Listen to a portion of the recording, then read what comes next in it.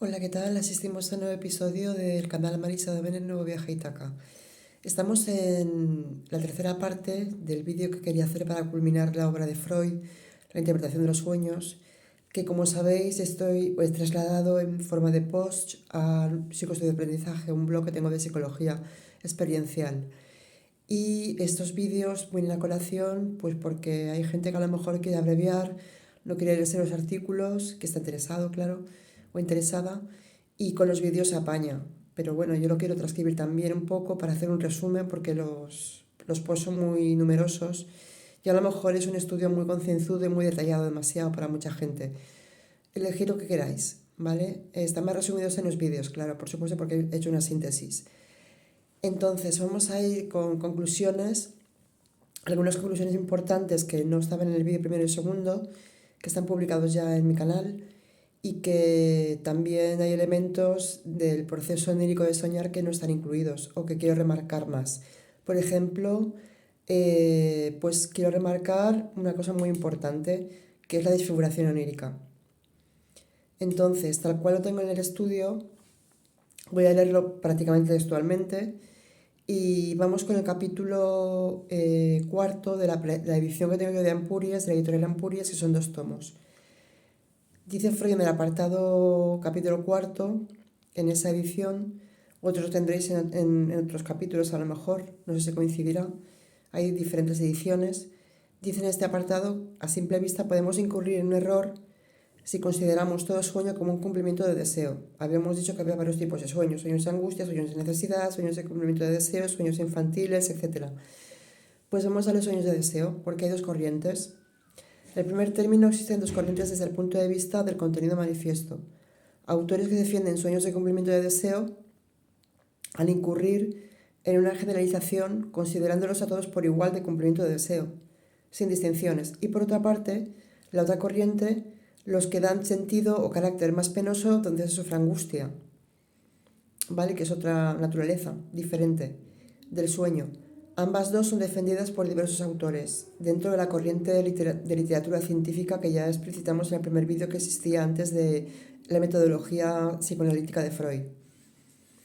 Él también tomó parte de esta información para hacer ejemplificaciones y exposiciones argumentativas, pero se basó sobre todo para refutar algunas cuestiones que no eran pues materialistas o científicas.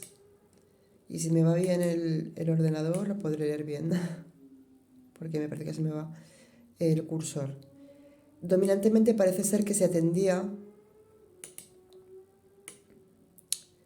a una demanda informativa donde predominaba el sentido más doloroso de displacer, intentando dar crédito a interpretaciones no científico-materialistas. Sin embargo, Freud y sus afines refieren un sentido ideológico del trabajo del análisis posterior, no del manifiesto, sino del que se hace a través de la representación de lo reprimido, después de estudiar las ideas latentes, sino, es decir, el que hace referencia a las ideas latentes, como hemos dicho, al contenido psíquico reprimido.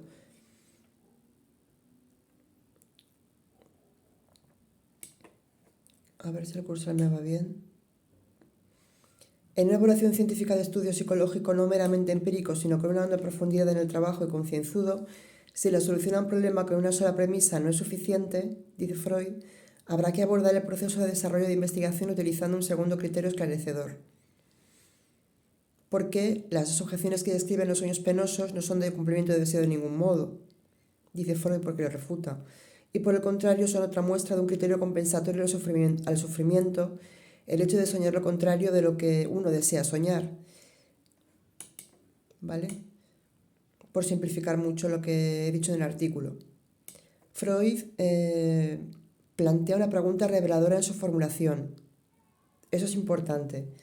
¿Por qué los sueños de contenido indiferente, revelados como el de cumplimiento de deseo, como el sueño de la inyección de Irma, que ya le pusimos de ejemplo, no muestran de forma contundente esto, sino es con un análisis profundo a posteriori, lo cual viene dado por la llamada desfiguración onírica, que es lo que vamos a profundizar ahora en ello, que da lugar a la necesidad de indagar más allá de lo meramente superficial.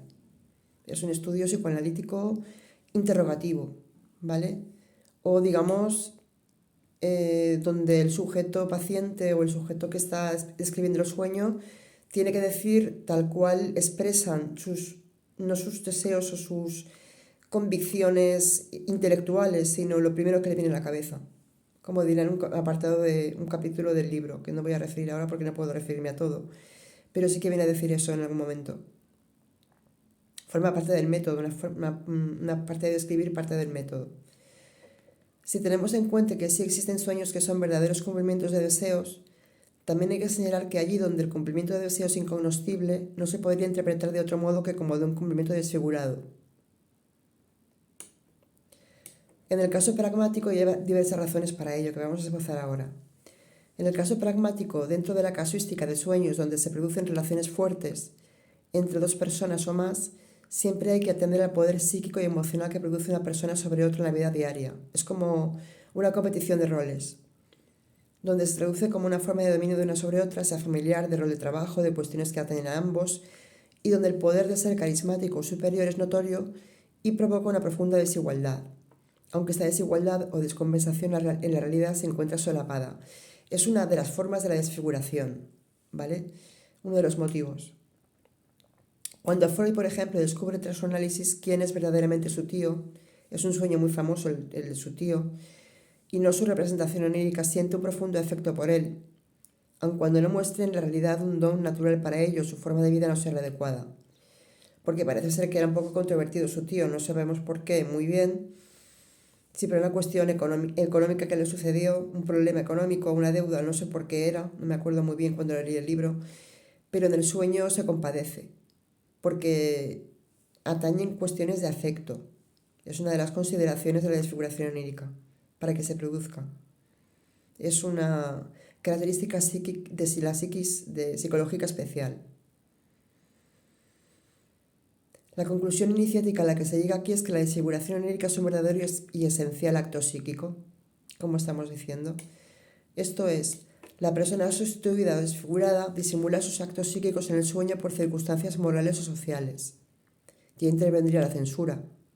Al igual que en la vida real se producen desfiguraciones de los actos psíquicos o disimulos, pone énfasis Freud en que mismamente cuando expone a sus pacientes o al lector sus sueños, también él se ve obligado a plantear situaciones donde se da este fenómeno de la desfiguración onírica trasladado a los afectos, pues es precisamente el afecto de la naturaleza teológica de este acto lo que lo provoca, y no quiere que el lector o el paciente se desespere demasiado.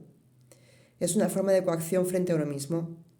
Al igual que cuando él traduce parte de sus sueños en los reportes, pues tiene que disimular un poco para que no sean demasiado agresivos de cara al lector o de cara a los pacientes, que también los pone como ejemplos pragmáticos, utilizaba sus sueños. Y siguen los ejemplos. Cuando dice figurativamente el libro, el fragmento, el poeta también se queja del mismo modus operandi y dice textualmente, eso que tú puedes saber mejor no lo puedes decir a los niños. Una frase de un poeta. Lo mismo ocurre con el escritor político, pues no puede decir las cosas sin ambajes a sus lectores, sin ser juzgado de cruel o demasiado explícito. Es un poco la censura, una forma de censura. El escritor pues debe temer la censura. Para la censura y para la desfiguración onírica se presuponen las mismas condiciones. En un principio, se observan dos poderes contrapuestos, el deseo y el afán por que se cumpla y la imposición de la censura.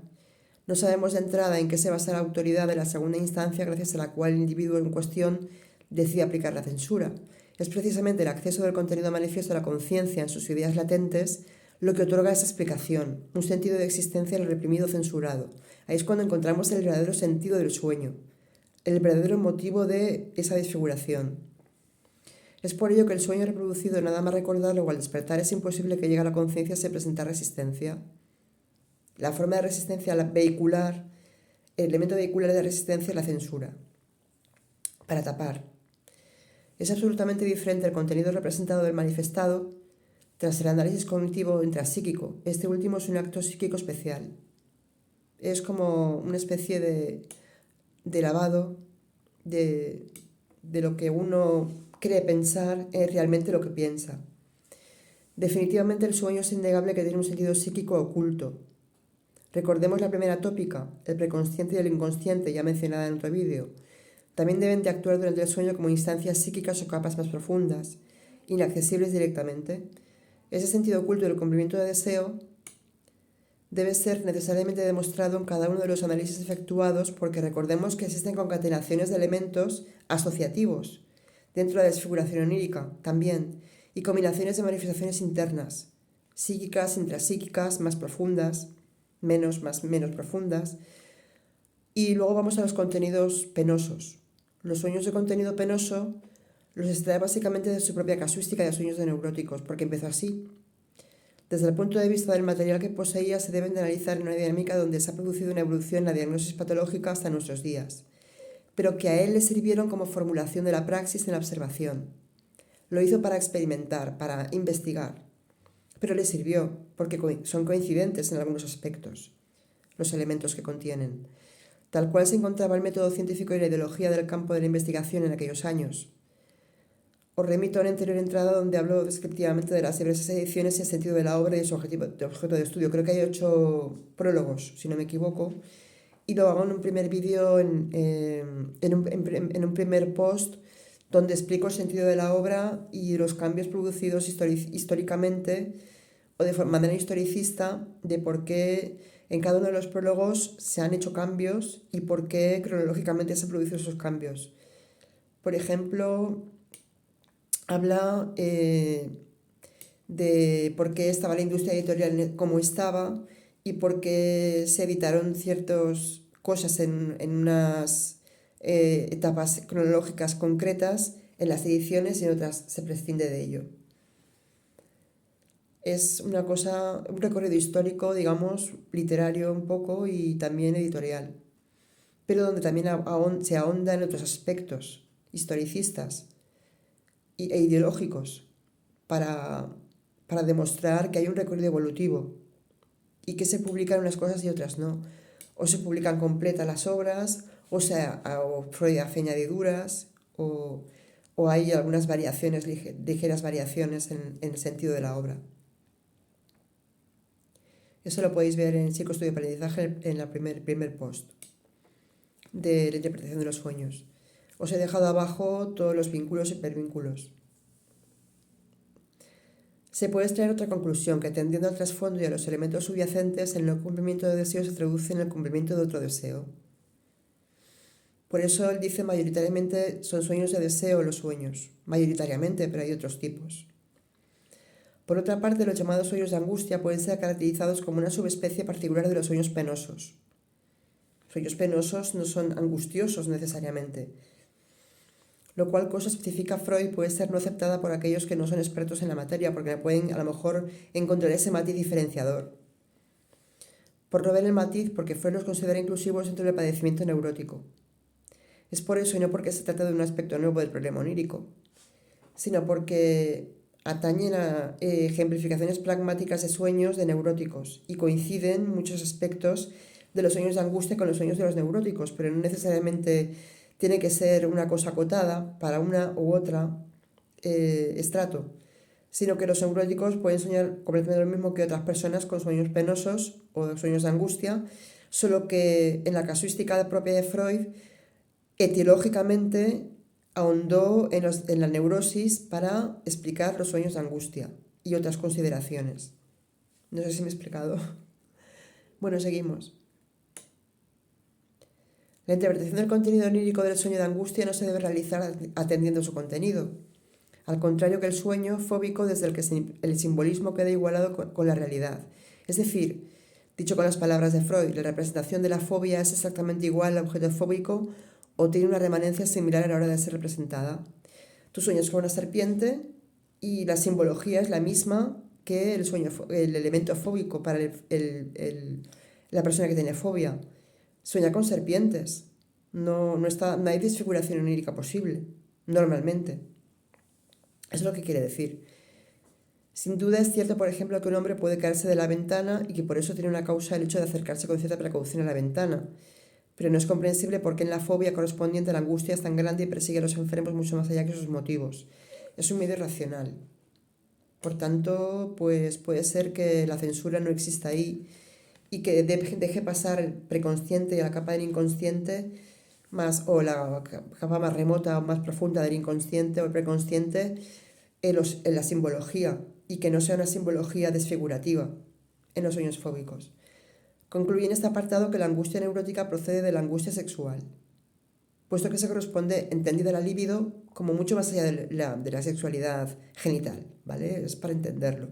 Los que sean psicoanalistas sí que estarán de acuerdo conmigo en que Freud no lo circundaba todo a lo genital, sino que la libido eran un conjunto de pulsiones primitivas, ancestrales y mucho más sofisticadas, como el Los y el Tánatos, por ejemplo, el principio de vida y de muerte, y hay que entenderlo así. La libido es un concepto muy amplio. Y concluye en este apartado que la angustia neurótica procede de la angustia sexual, puesto que se corresponde con una libido que se ha apartado de su propia destinación u objeto. Es una pulsión de energía, la libido, ¿vale? Yo tengo hambre, yo tengo sed, yo tengo frío. ¿Qué tiene eso que ver con la genitalidad? Pues son pulsiones. Y la libido es una carga energética. Yo aquí os recuerdo un tema importante que, aunque no os he mencionado, rememoro de otros trabajos psicoanalíticos a modo consecuencial respecto de la neurosis. Esto es, ahí nos remitiríamos, por ejemplo, si queréis investigar y ahondar más en este punto, las fases sexuales de la infancia y el complejo de castración, para que se pueda investigar si procede. Si bien me desligo del tema completamente teórico, pero bueno, era para si queréis tener un poco más de información al respecto. Y bueno, hasta aquí yo creo que ya voy a utilizar otro vídeo, el cuarto y último, para sacar conclusiones de los sueños de la infancia y de los elementos oníricos del sueño, para explicitar mucho más en qué consisten los elementos oníricos del sueño y por último explicitar también el contenido infantil o los sueños infantiles, que tienen una categorización aparte porque son muy peculiares. Son muy peculiares y mucha gente sueña, pues incluso recuerda sueños de cuando tenía 3 años. Y lo recuerda sin mucha desfiguración onírica. Ya que hemos visto la desfiguración onírica, pues en estos sueños no interviene tanto la desfiguración onírica o la deformación onírica. Sí que es verdad que se presentan con mucha más limpieza y transparencia que otro tipo de sueños, pero ya llegaremos a ello en el próximo vídeo. Espero que os haya gustado, no quiero hacerlo muy largo, dura 17 minutos, vale, pues un saludo, espero que estéis bien. Hasta la próxima, Marisa de Mene Castillo.